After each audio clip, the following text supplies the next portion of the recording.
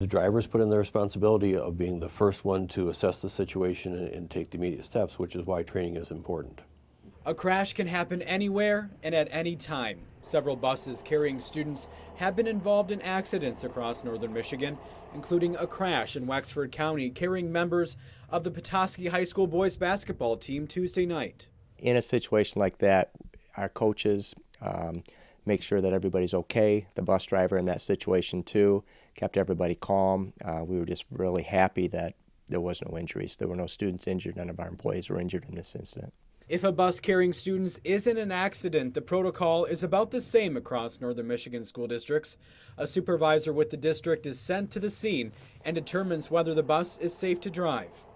If the vehicle is not safe to drive, then yes, we would send another bus, and typically we keep the driver that was involved in the accident at the scene in case any more information is needed, so we would just have somebody else take over the route and get the kids home. Law enforcement officers will make a report of the accident at the scene, and if the bus driver is at fault, they will be given a drug and alcohol test. If it were more serious, we would do a more formal contact where people in the office would take a list and we'd start calling parents so that they had person-to-person contact. If it's just the bus was bumped into and it's running 5 to 10 minutes late, we would just do an all-call so that parents know what's going on.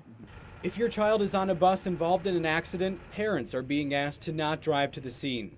That's because the bus driver is required to take a head count and make sure every student is accounted for, and that can get confusing if parents start taking their children home. We want to make sure that when we release the students, we're releasing them to who they're supposed to be released to, and when you just randomly have parents coming up to the bus, it's really hard to make sure you're giving them to the right people. Brendan Kinney, 7 and 4 News.